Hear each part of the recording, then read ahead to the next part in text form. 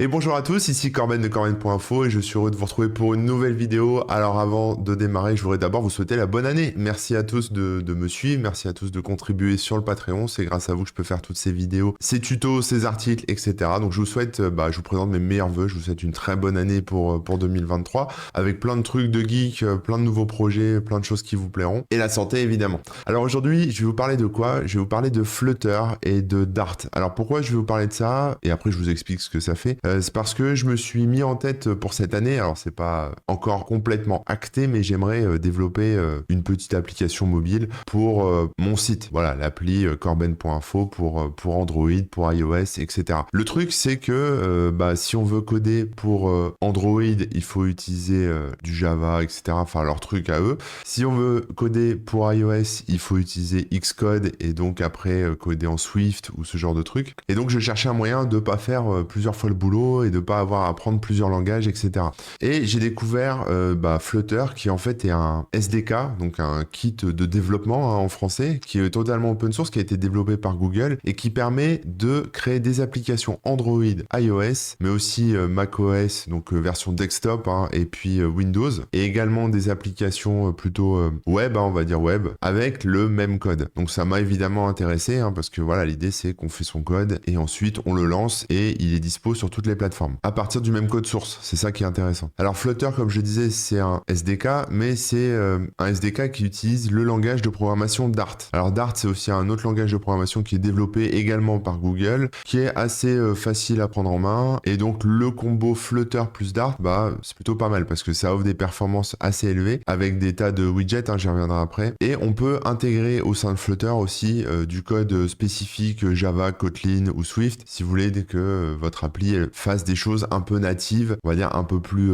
proches de la machine sur laquelle l'appli est exécutée. Donc Dart, c'est, on va dire, un genre de JavaScript, je vais simplifier un peu ça, mais ça ressemble à du JavaScript, ça ressemble à du C, ce genre de truc. Et donc c'est un langage de programmation que vous pouvez apprendre indépendamment de Flutter. Ça, vous pouvez faire des scripts avec, vous pouvez faire des programmes avec des petits bouts de code à lancer dans votre terminal ou ce genre de truc, parce que c'est un langage qui est orienté objet et qui est compilable. Voilà. Donc c'est un langage qui est multicasquette, c'est-à-dire qu'on peut le compiler pour en faire quelque chose de natif ou le transformer en JavaScript, etc., etc. Alors il y a un truc intéressant avec ce langage, c'est que depuis 2021, je crois, il intègre un truc qui s'appelle le null safety, donc null N-U-2-L, c'est-à-dire que c'est, vous savez, quand une variable est à nul, c'est-à-dire qu'elle ne contient rien, elle n'est même pas créée, elle a pas été renseignée, même pas avec une vraie valeur nulle, vide, etc. Elle est dans un état nul en fait. Et sur Dart, en fait, ce null safety, ça permet d'éviter d'avoir ce genre de truc, ce qui limite quand même pas mal de problèmes en fait. C'est-à-dire ça évite, ça contrôle en fait qu'il n'y ait aucune variable à nul pour justement éviter soit les lourdeurs, soit éviter d'éventuels bugs, etc. Donc pourquoi c'est cool, pourquoi j'ai trouvé que c'était cool, c'est que ça permet tout simplement de créer des applications natives. C'est ça qui est important à retenir, c'est que c'est pas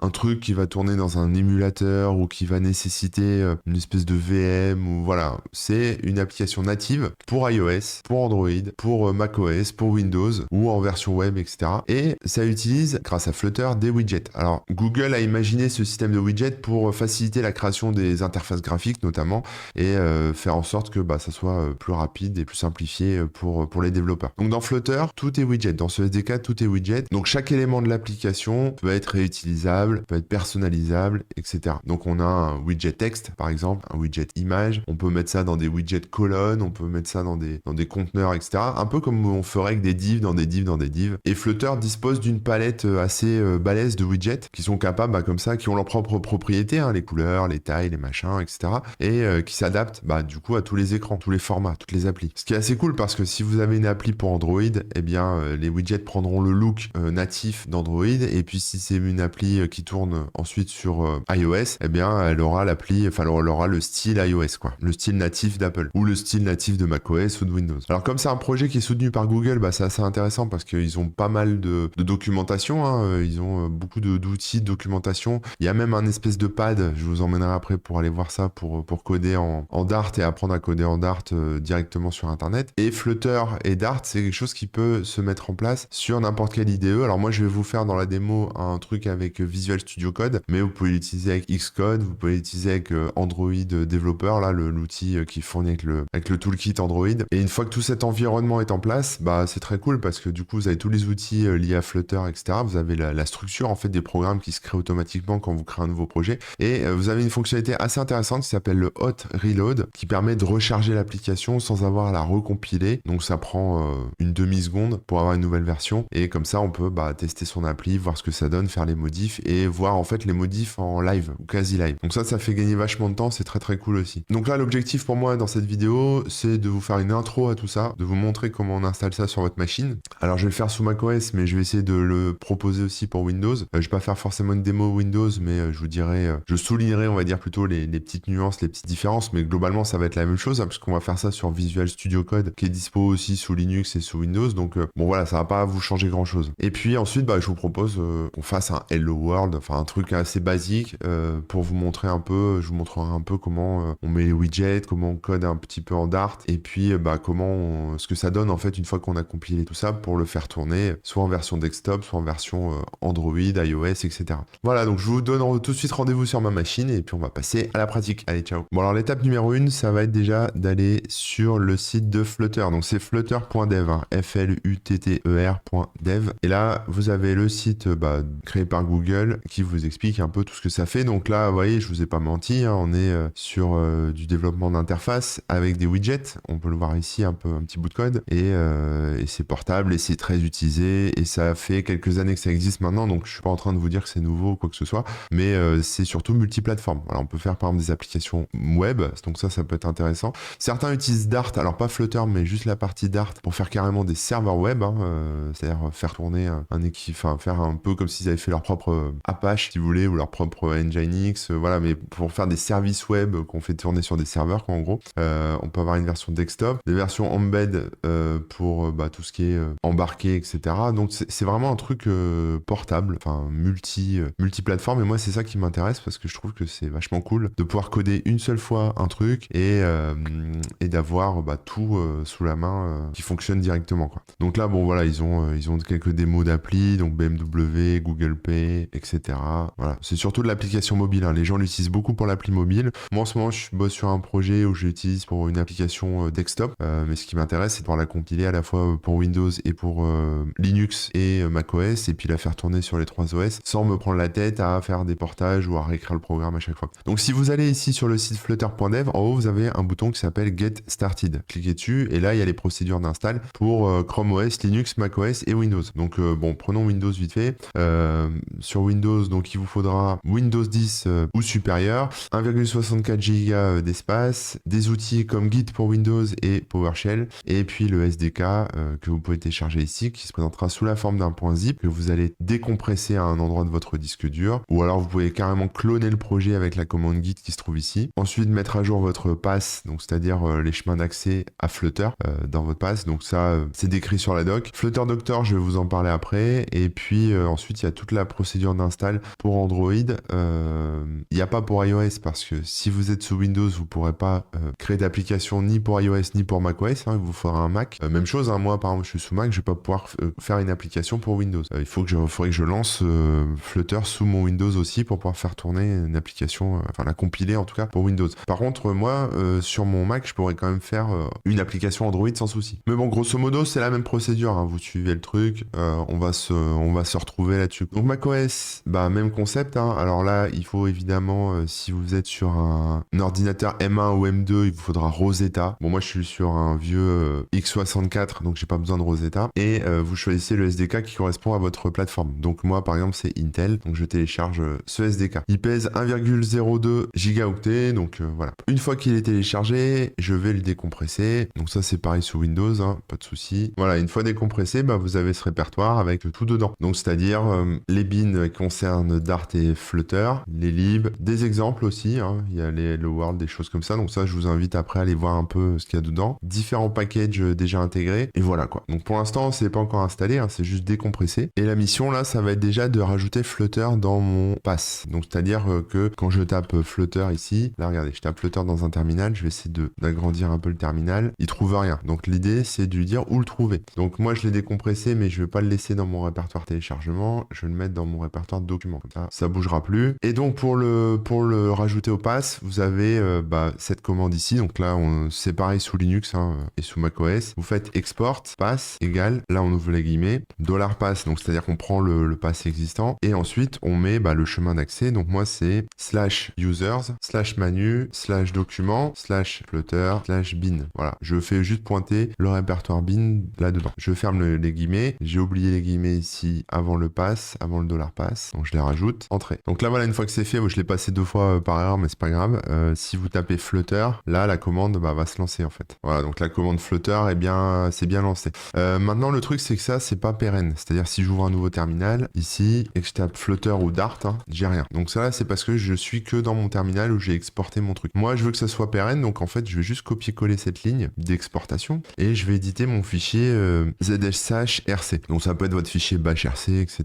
Mais bon, peu importe. Voilà. Où on rajoute la ligne d'export en fait. On lui dit, voilà, j'ai besoin de ça en plus. Comme ça maintenant, quand je l'ouvre, je lance un nouveau terminal, fermez cela, je rezoome un petit peu. Là, si je fais Flutter, là ça fonctionne puisque en fait je l'ai mis dans le paramétrage de mon terminal pour que l'export se fasse à chaque fois. Bon, ça c'est du classique, c'est la même chose sous Linux, ça va pas vous changer le truc. Maintenant, il y a une commande, alors il y a Dart aussi qui fonctionne. Voilà, on a donc ces deux commandes là à dispo, Dart et Flutter. Maintenant, Flutter, comme on a besoin de faire tourner l'Android SDK, le Xcode pour iOS, etc., on sait pas forcément par où commencer. Donc on va déjà faire un test pour voir si tout est bien installé. Et pour ça, on a un truc qui s'appelle Flutter Doctor. Donc c'est la commande Flutter qui va tout simplement voir s'il y a des dépendances qui sont manquantes, ce qu'on doit faire, etc. Donc je vais le lancer, je l'ai jamais installé sur cette machine. Donc je vais lancer cet outil et puis on va voir ce qu'il va me dire. Et en fonction de ce qu'il me dit, j'aurai juste à suivre les instructions.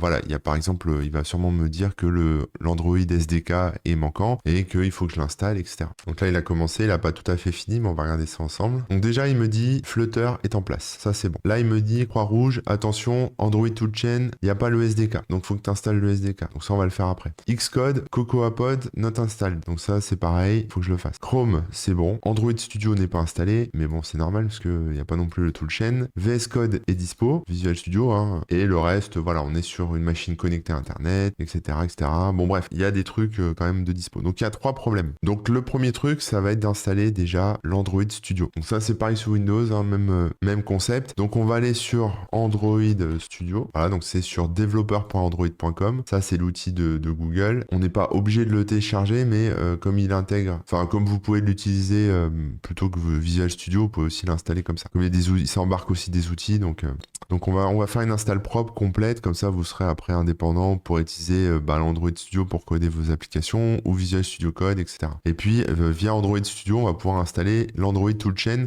même si ça peut être installé séparément, il me semble. Donc une fois que c'est téléchargé, j'installe l'outil. Pour info, Android Studio est dispo sous Windows et sous Linux, et il y a aussi une bonne doc dedans. Donc et on a besoin d'Android Studio parce que quand on va faire des tests pour créer une application pour Android, on va avoir besoin de l'émulateur Android, etc. Donc de faire tourner un Android sur notre machine tout simplement. Alors je disais que c'est dispo sous Linux, mais alors non, il y a Android Studio, donc la version avec l'outil, etc. est dispo sous Chrome OS. Ah si, Linux, pardon.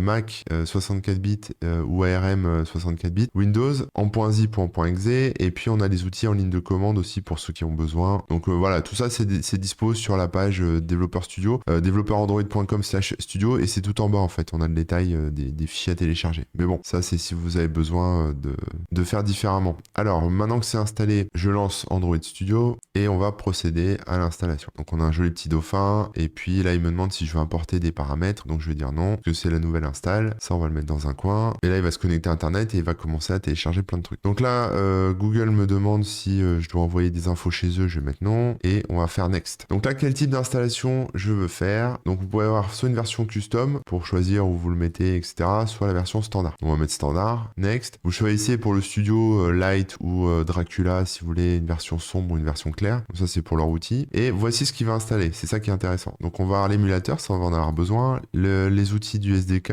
les outils pour Platform Tools, ça on en a besoin aussi. Bon bref, tout ça c'est les trucs de base. On en a besoin, donc c'est parfait. On va faire next. Et j'ai oublié de le préciser, mais il va installer tout ça dans mon répertoire ici. Users, Manu, Library, Android, SDK. Ça c'est important de le retenir, de le savoir, parce qu'après on va devoir spécifier à Flutter où trouver le SDK justement. Donc faut savoir où ça s'installe. Et sous macOS, ça s'installe installe dans un répertoire library, donc c'est pas forcément très accessible comme ça, quoi. Si j'étais passé, je reviens en arrière, par la version custom, on peut comme ça plus choisir les chemins, etc., quoi. Ce qu'on veut installer, où on veut l'installer, et voilà. Moi, je vais rester sur la version standard, mais bon, vous pouvez spécifier le chemin. Tout ça, c'est les licences, donc faut les accepter, hein. Donc j'accepte toutes les licences de tous ces outils en une seule fois, sans les lire, évidemment, et je fais finish. Donc là, il commence à télécharger tout ce qui lui manque en dernière version, et à le dézipper, et à l'installer dans mon répertoire, enfin sur mon disque dur. L'install est terminé, je fais finish. Voilà, donc là, il y a Android Studio qui se lance. Si je veux, je peux créer un nouveau projet, mais bon, ça, on va pas l'utiliser. Moi, je vais partir sur Visual Studio Code parce que je préfère, mais vous pouvez quand même utiliser Android Studio si vous voulez pas utiliser Visual Studio Code, c'est pas un souci. Si vous voulez utiliser Android Studio, je vais pas vous montrer comment faire, mais je vais vous donner quand même un indice, c'est que dans les plugins ici, vous tapez Flutter et vous avez le plugin Flutter installé, et ensuite, il vous aidera à avoir tout ce qu'il faut pour avoir des projets Flutter dans Android Studio, parce que là, si vous faites un nouveau projet de base, voilà, par exemple ça, vous avez le choix qu'entre du Kotlin et du Java. Mais si vous installez le plugin Flutter, ensuite, vous pourrez faire des projets Flutter. Bon, moi, je vais les faire avec Visual Studio Code, donc c'est pas la même. Donc j'ai installé le SDK, je vais relancer Flutter Doctor pour voir ce que ça donne et voir s'il le détecte ou s'il faut que je spécifie le chemin du SDK. Donc là, ce que je peux voir, c'est qu'il a bien détecté Android Studio, mais il me dit attention, Android Toolchain, les outils ne sont pas disponibles. Donc je vais voir déjà s'ils ont été installés correctement. Donc je vais relancer Android Studio, et quand Android Studio est lancé, je vais dans le menu paramètres ici, settings en haut là, et là dans les settings, j'ai un menu System Settings. Comme vous pouvez le voir ici, je vais dedans, je l'ouvre, et là j'ai Android SDK, et j'ai tout ce qui est installé. Alors là, c'est les plateformes, donc ça je m'en fous un peu. Moi ici, j'ai l'onglet SDK Tools qui m'intéresse, donc je clique dessus, et là je vois tous les outils qui sont installés. Donc on a bien les outils intégrés à Android SDK, on a l'émulateur Android, la plateforme, les outils de plateforme SDK, mais il n'y a pas de cocher les outils en ligne de commande. Donc je vais cocher ça et je vais faire Apply. Voilà, et il va finir de télécharger tout ça. Une fois que c'est téléchargé, il dézip, il installe, c'est réglé. Ok, je ferme Android Studio et je relance Flutter Doctor. Ce truc là, Flutter Doctor, c'est super pratique parce que ça vous permet d'avoir un environnement carré, bien installé, etc. Parce que c'est vrai que quand on commence à se créer un environnement, on est développeur, on se crée un environnement avec son langage de programmation préféré et les SDK, les outils, etc. C'est souvent beaucoup de prise de tête avant de pouvoir commencer à coder. Là, avec Flutter Doctor, en fait, on procède par étapes, hein, on teste, et puis tant que tout n'est pas ouvert, c'est que tout n'est pas bien installé. Donc là, on a des licences qui n'ont pas été acceptées. Il me donne la commande, hein, c'est Flutter Doctor Android Licenses. Donc je vais faire copier, coller. Voilà, je vais revenir à la ligne. Je vais supprimer le retour à la ligne. Voilà, Flutter Doctor Android Licenses. Je lance. C'est juste pour accepter les licences liées à Android. Donc je dis oui, je les accepte, Y. Voilà, c'est installé. Je relance Flutter Doctor une fois encore. Et cette fois, c'est bon. Android est bien installé. Il y a tout ce qu'il faut pour Android. Maintenant, moi, je veux aussi faire une application pour iOS. Donc, pareil, il faut que je passe à la suite. Alors, pour iOS, si vous êtes sous macOS et que vous ne l'avez pas encore installé, il vous faudra Xcode. Donc, il faudra quand même installer Xcode. Donc, suivre la procédure d'install sur le site de Flutter pour installer Xcode.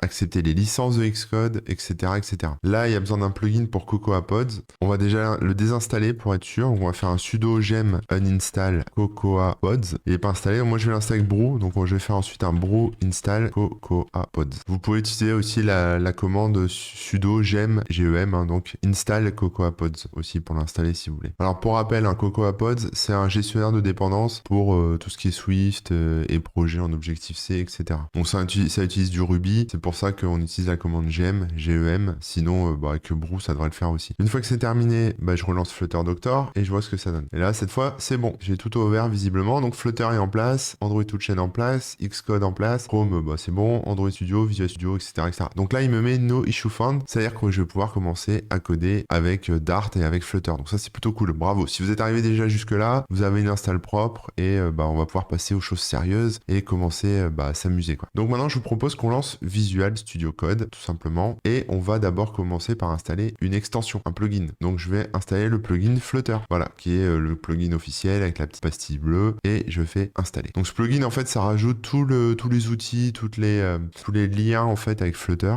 Donc ça va être, c'est le plugin indispensable dans votre éditeur, dans votre IDE, pour pouvoir avoir un bon confort et pas repasser systématiquement par la ligne de commande dès que vous voudrez faire des trucs. Ça gère l'autocomplétion, enfin les suggestions, ce genre de trucs. Une fois que ça c'est en place, on va créer un nouveau projet. Alors pour créer un nouveau projet sous Visual Studio, il faut appuyer sur la commande CTRL majuscule P ou commande commande majuscule P en fonction de votre OS. Donc moi, c'est commande majuscule P. Et là, vous avez, c'est la palette de commandes, hein, ils appellent ça, avec plein de trucs. Vous tapez Flutter et ça va vous proposer ce qui est dispo. Donc là, moi, c'est Flutter New Project. Je vais créer un nouveau projet. Là, il me dit, ah, je trouve pas le SDK Flutter. C'est normal, je l'ai pas configuré avec le plugin. Je vais réduire un peu la fenêtre et je vais fermer ça. Voilà. Et là, on va faire Locate SDK pour lui dire, va le chercher à tel endroit. Donc moi, le SDK, vous vous souvenez, je l'ai mis dans Documents, Flutter. Il est ici. Alors ça n'a pas fonctionné, donc je vais prendre le répertoire bin. On va voir si ça passe. Voilà, ça passe. Il fallait sélectionner le répertoire bin. Et on peut le télécharger aussi directement à partir de Visual Studio Code. Mais bon, voilà, au moins ça c'est fait. Et là, maintenant, il me dit, qu'est-ce que tu veux créer? Une application, un module, un package, un plugin, un squelette. Donc moi, je vais créer une application. Donc je vais l'enregistrer dans mon code. Je vais créer un nouveau dossier Flutter.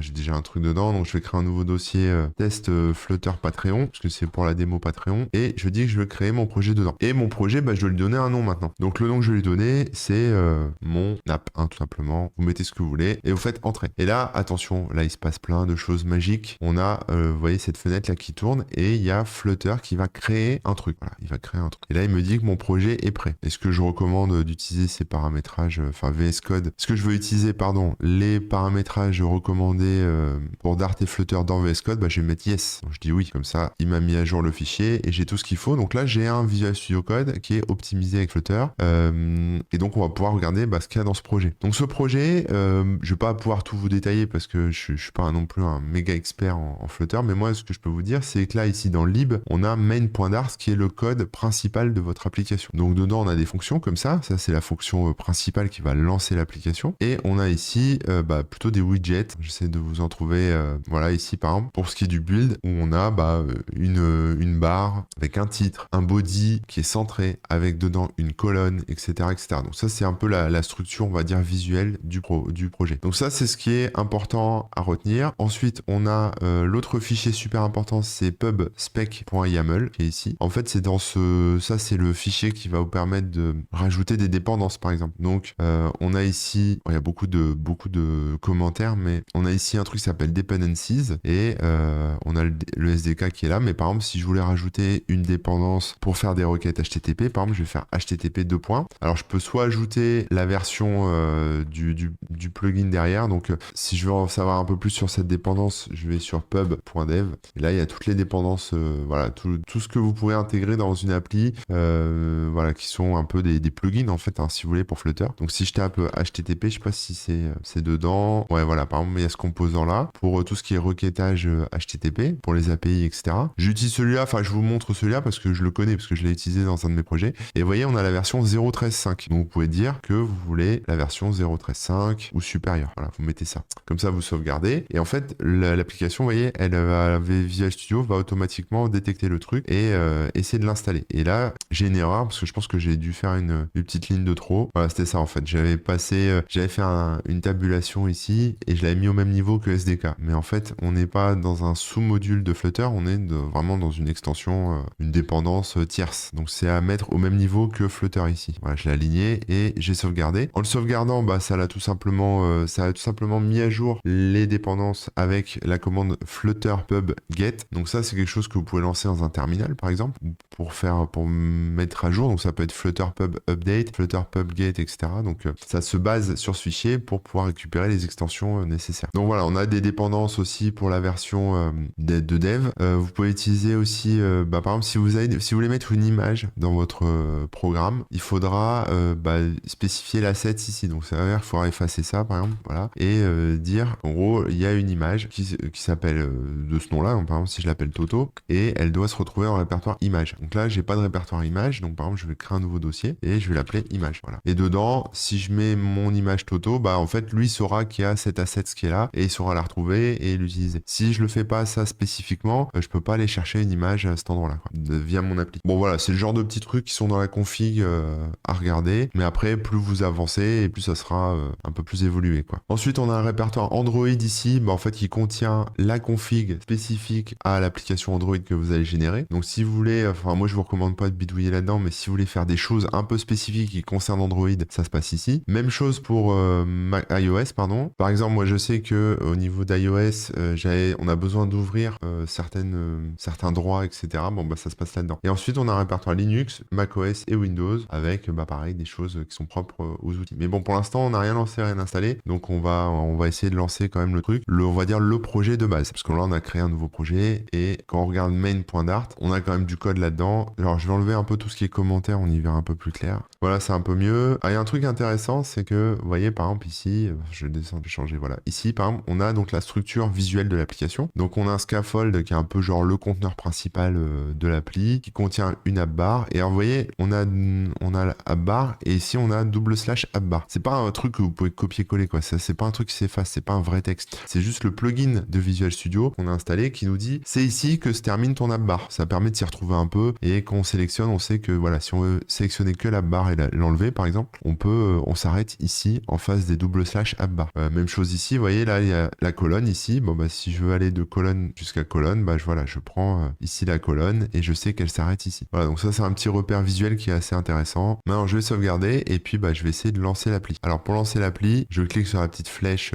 ici en haut à droite de debug et là il me propose plusieurs choix. Soit je lance le simulateur iOS, soit je lance, bah là il m'a sorti des émulateurs Pixel, donc c'est-à-dire des émulateurs Android, mais je peux créer un nouvel émulateur Android. Donc je vais en créer un nouveau ici, donc je clique sur Create. Si vous n'avez pas la petite flèche ici, on peut aussi faire commande majuscule P pour avoir la palette de commandes et taper, je sais plus comment on fait, mais émulateur je crois, Launch Emulator. Comme ça quand on clique dessus, il me propose le même panneau de contrôle où je peux en créer un nouveau, etc. Donc si je veux en créer un nouveau, il va me faire une erreur, comme on l'a vu tout à l'heure, et il me dit No suitable Android AVD System Image Available. Bon là il me donne directement une ligne de commande, donc je vais pouvoir la copier, la coller dans un terminal. Alors j'ai pas forcément SDK Manager accessible comme ça directement, donc je vais aller le chercher dans mon répertoire où il y a le SDK Android. Donc je vais aller dans CD, je sais pas si vous vous souvenez, hein, mais en tout cas moi c'était dans le Library, Android, SDK. Ici j'ai différents répertoires, donc moi ce qui m'intéresse c'est les outils en ligne de commande. Voilà, LS, je vais dans Latest pour avoir les derniers, dans Bin, voilà. Et là je vois bien que j'ai SDK Manager qui est dispo en ligne de commande. Donc là maintenant je peux coller la commande que l'outil m'a donnée pour lui faire installer ce qu'il faut. Un slash devant et on va voir ce que ça donne. Donc là il est en train de télécharger en fait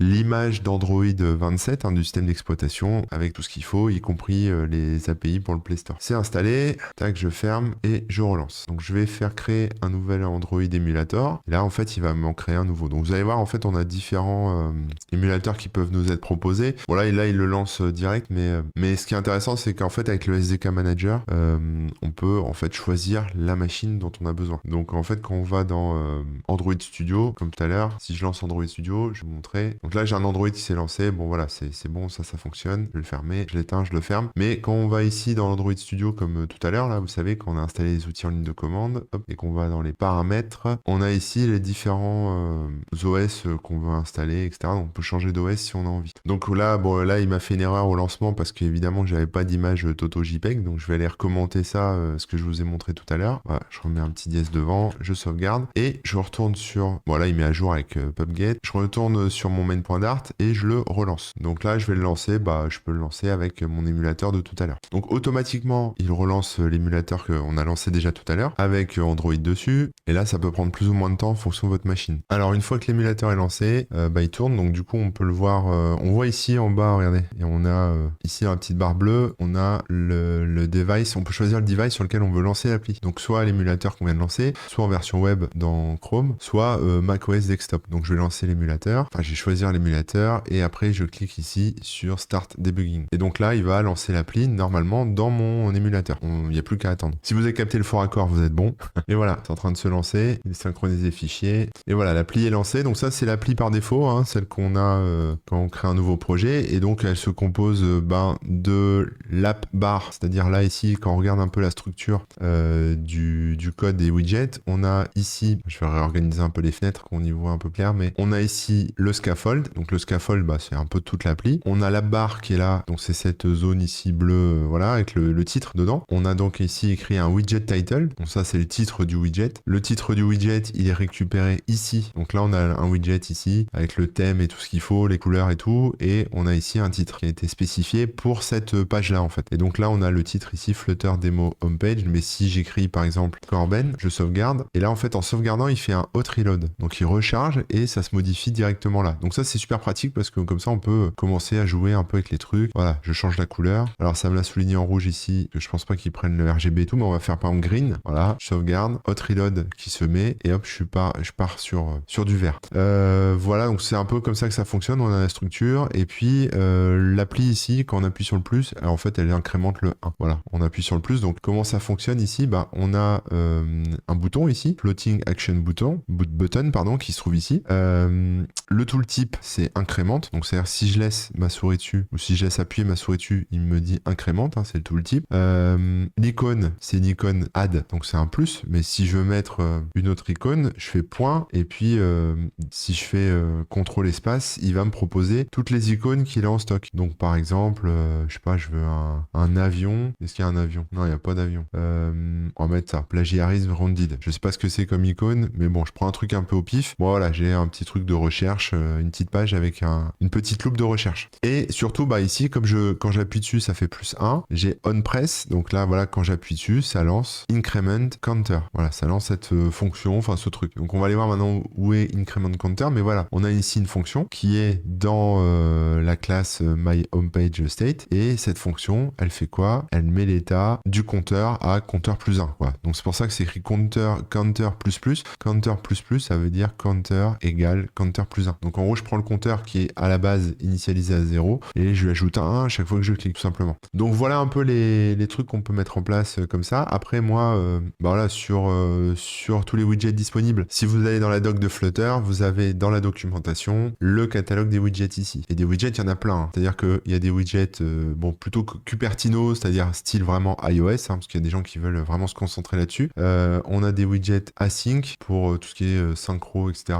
Voilà, pour interagir par exemple avec des streams, peinture effet. On peut mettre par exemple un ovale pour afficher qu'une partie, faire tourner des choses, etc. Des images. Widget input avec de l'autocomplétion, des formulaires. Enfin, il y a plein de widgets qui sont un peu par défaut, quoi. Mais alors dans les basics, on a donc la barre, c'est ce qu'on a vu là, les colonnes. Donc ça, c'est si on veut, comme ici, colonne, ici colonne, on a créé une colonne. Et dans cette colonne, on a mis un texte et on a mis un compteur. Vous voyez, elle est séparée en deux en fait. Dans la colonne, en fait, on a le body qui centre. Dans ce centre, on a un enfant. Donc il y a c'est un peu comme une div dans une div, si vous voulez. On a un enfant colonne dans ce body. C'est comme ça que ça fonctionne. Donc on a une colonne enfant, enfin on a un enfant colonne dans ce body. Et dans ce truc colonne ici, donc ce layout, on a un petit paramétrage qui est propre à la colonne qui permet de spécifier l'alignement des éléments. Donc là, par exemple, j'ai center, mais si je mets si je mets end ici, que je sauvegarde, il va recharger et il va me le caser en bas. Voilà, à la fin. Si je lève en haut, je mets start. On a d'autres paramètres comme space around ou space between ou space evenly. Space evenly, par exemple, c'est pour dire que tu espaces les éléments avec la même chose. On équilibre tous les éléments dans la colonne avec le même espace entre les éléments. Donc c'est pour ça que là, c'est super séparé. Et puis center, bon bah ça centre et voilà. Donc ça sera à jouer avec, quoi. Et puis on peut changer, ensuite rajouter des children. Donc children, c'est les enfants qui se trouvent dans la colonne. Donc c'est les éléments dans la colonne. Donc j'ai un children qui en fait se compose de widget. Donc j'ai un type widget ici. J'ouvre les crochets et là j'ai quoi comme widget? Bah j'ai un texte qui est une constante, voilà, avec sa valeur. Donc pareil, je sauvegarde, je peux la modifier et hop, ça va le modifier dans l'appli. J'ai un texte qui est le compteur ici. Mais si je voulais mettre mon compteur, voilà, il y a le dollar. Le dollar, c'est pour spécifier que c'est une variable. Voilà, mon compteur est égal à 12. Donc ça c'est du widget classique dans Flutter, voilà. Et puis après, on peut mettre d'autres trucs. Donc par exemple, là je sais pas, il y a un logo, une image, placeholder, un texte. Row, bah on a les colonnes, donc on a les lignes aussi, les rows, on a les icônes et les boutons et les vetted buttons. Donc après, vous cliquez sur le widget qui vous intéresse et puis bah vous pouvez regarder un peu la doc. Alors là, bon là c'est marrant, ils ont intégré une démo en fait, donc ça c'est pas mal. Chaque widget dispose un peu de sa démo un peu interactive, de son code dans le truc. Donc là par exemple, on voit qu'il y a un bouton. Donc là, enable, disabled, voilà, il est activé ou désactivé. Donc il y est deux fois, hein. Il y a le premier bouton ici, le texte c'est écrit disable, donc désactivé, et sur onPress, il fait rien. Donc là, par exemple, si je veux rajouter ce bouton-là à mon code, je prends, j'ai cliqué au mauvais endroit, et puis je le rajoute ici. Voilà, je sauvegarde, vous voyez, ça met bien le bon truc. Donc là, il y a un style qui était sous la forme d'une valeur qui doit être spécifiée ici. Voilà, on a le style du bouton qui est là. Bon, je peux le récupérer aussi, ça, mais c'est juste la taille de la police, en fait, hein, qui a été spécifié dans myStateFullWidgetState. Mais bon, ça, après, vous le mettez où vous voulez. Voilà, je sauvegarde. Donc j'ai le style du texte qui fait une police de 20. Et là, une fois que c'est sauvegardé et que j'ai rafraîchi, enfin qu'il y a le hot reload qui s'est mis en place, bon bah j'ai mon bouton qui est apparu. Maintenant, si je veux activer mon bouton là qui est grisé en fait, vous voyez ici c'est nul. Bon bah si je veux l'activer, il faut juste que je lui passe une fonction, que j'appelle une fonction dedans. Donc là il y a de la doc. Alors voit ici,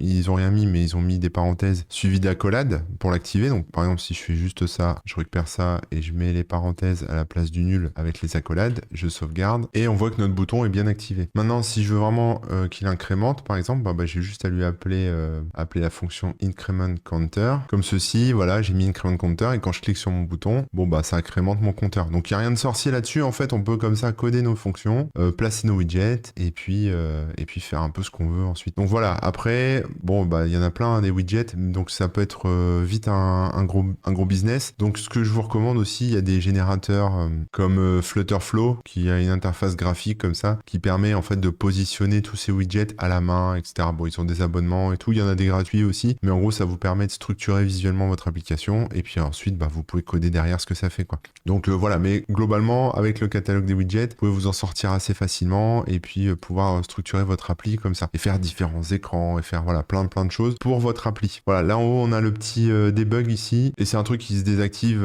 ici au niveau du Material App. Material App, c'est votre appli en fait. Et donc, il suffit de faire debug show check mode banner ici et vous passez ça à false. Voilà, si je le passe à false, hot reload, regardez, la petite bannière rouge a disparu. Donc ça, c'était la démo, on va dire rapide. Moi, je suis pas là pour vous apprendre à coder en Flutter et en Dart. C'est pas ma prétention parce que je suis pas expert encore. Voilà, mais c'est pour vous montrer un peu moi ce que j'ai défriché, on va dire, comme contenu. Donc voilà, l'idée c'est quoi? C'est de faire des applis. On peut coder comme ça des choses. On peut faire du code en Dart sans aucun souci. Si vous voulez vous entraîner, il y a le dartpad.dev qui est ici avec des exemples. Donc il y a des samples ici, là-haut, regardez. Voilà, on a des samples. Il y a un Hello World par exemple. Plein de trucs, vous pouvez coder là-dedans et puis vous entraîner un peu là-dedans si vous voulez. Là par exemple, on a un truc de disque animé et quand on clique dessus, voilà, ça bouge des trucs. Et on voit bien ici la structure en Flutter avec la stack, les disques, le remplissage, les alignements, etc.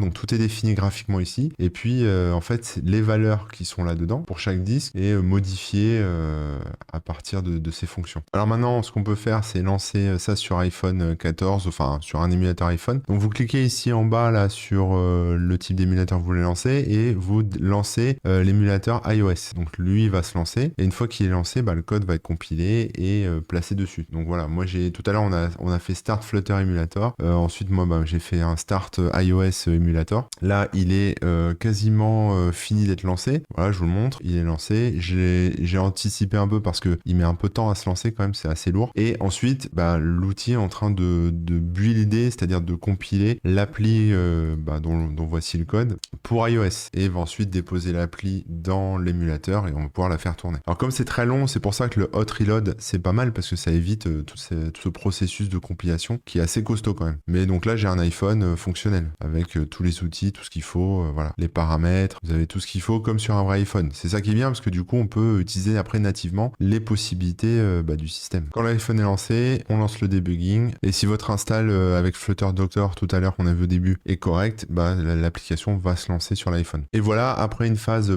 plus ou moins longue, j'ai l'appli qui s'est lancée sur iPhone. Donc elle fonctionne exactement de la même façon, le compteur est activé, je clique là, je me retrouve avec le même truc. Et ça c'est super cool parce que du coup ça veut dire que quand je voudrais faire mon application corben.info, je la code une fois et elle fonctionnera sur iOS nativement et sur Android nativement. C'est ça le truc, on n'est pas sur, comme je disais, un truc émulé, etc. On est sur du natif. Et pour vous montrer, une fois encore, il y a le hot reload qui est dispo. Donc par exemple, si je change ici le mot compteur par le mot incrémente, je sauvegarde, il fait mon hot reload très rapidement d'ailleurs, et puis mon appli est à jour. Voilà, si par exemple, au lieu de faire un compteur qui additionne de 1 en 1, je fais un compteur qui additionne de 10 en 10, je sauvegarde et j'incrémente de 10 en 10. Voilà. Et ensuite, ce qui est intéressant aussi, c'est de voir qu'on peut avoir des applications desktop. Donc je vais essayer de faire une application pour macOS. Pour Windows, je suis pas sur Windows, donc je pourrais pas le faire, mais l'idée c'est que si vous suivez le tuto pour déployer ça sous Windows, vous pourrez comme ça faire une application pour Windows. Donc on va lancer macOS Desktop. Normalement, je devrais avoir une erreur, je pense. On va essayer, je lance et on va voir si ça compile bien comme il faut. Mais je crois qu'il y a un truc à activer avant que ça fonctionne, donc on va voir pour l'activer. Donc après un long moment, faut pas être pressé, il y a plusieurs messages d'erreur ici, enfin des petits avertissements, des trucs comme ça. L'appli s'est lancée, donc la voici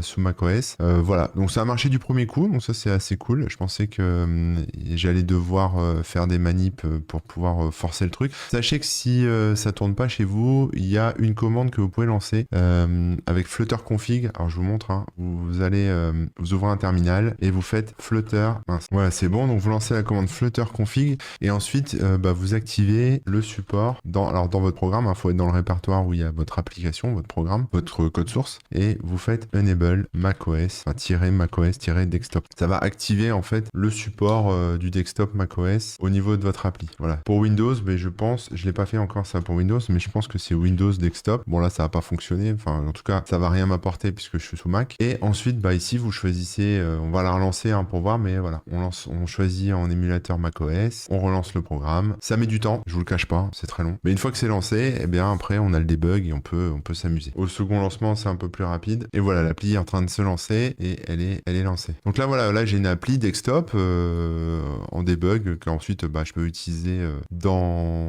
directement comme ça. Si je remets mon compteur, il va faire un hot reload et vous voyez, elle recharge. Donc là, il n'y a pas de souci. On est vraiment dans les mêmes conditions. Donc ça, c'est cool. Donc maintenant, je vous ai montré ça.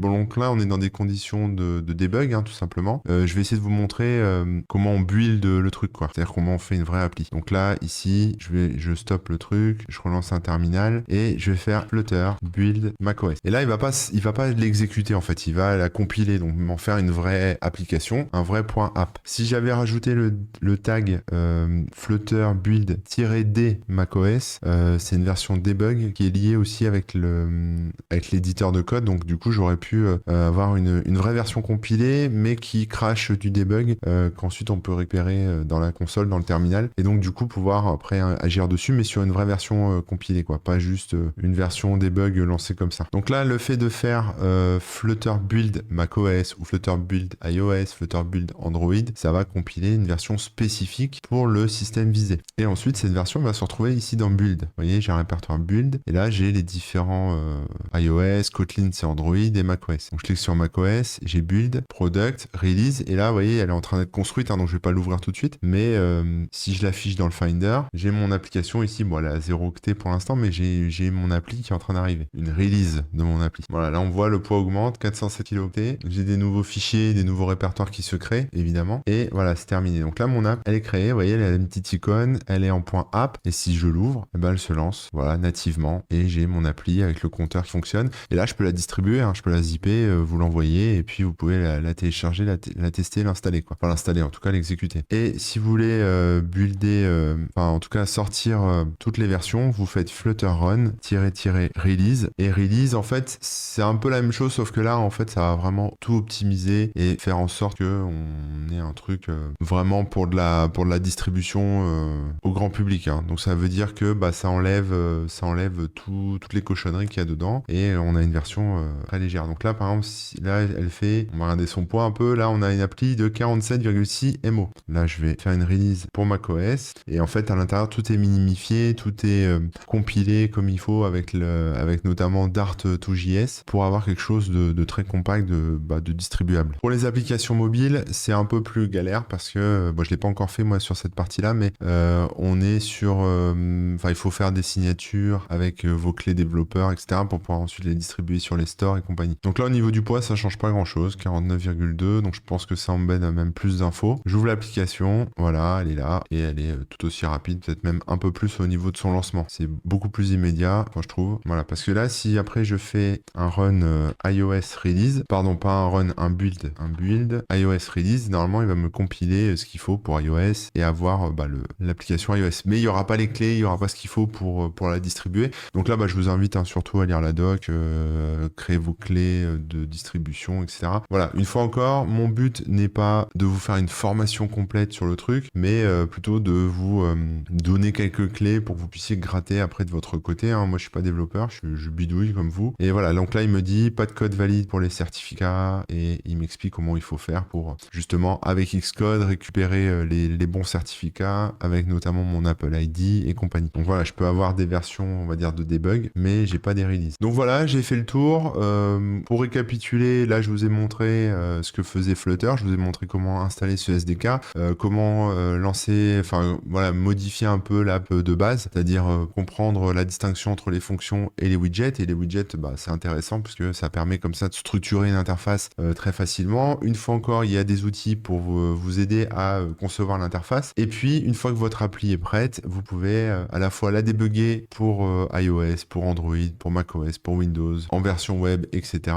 Et puis vous pouvez aussi la compiler et avoir une version native pour tous les systèmes et faire comme ça une appli mobile qui est également dispo sur le desktop ou alors faire que des applications desktop, etc. etc. Bon, enfin voilà, moi j'ai trouvé ça assez cool. J'en suis qu'au début de mon exploration. La partie qui m'intéresse le plus, je pense aussi, au-delà de Flutter, qui est sympa pour faire les interfaces, mais c'est également la partie Dart, parce que je trouve que Dart est pas mal en langage pur, hein, donc sans parler des interfaces, mais pouvoir faire des outils en ligne de commande Dart ou des petits serveurs, des petits services qui peuvent tourner sur des machines 100% en Dart. Je trouve ça assez intéressant parce que voilà, ça peut venir remplacer le Python au niveau de la portabilité, ça peut venir remplacer le JavaScript. Donc voilà, c'est un langage qui est intéressant à regarder aussi de manière indépendante hors Flutter. Voilà, j'espère que cette petite vidéo d'introduction à Flutter et Dart vous aura plu. C'était un petit défrichage pour vous montrer un peu là où j'en étais, ce que j'ai fait pendant les vacances de Noël. Et puis voilà, je vous dis à très bientôt pour de nouvelles aventures et encore merci pour votre soutien. Allez, ciao.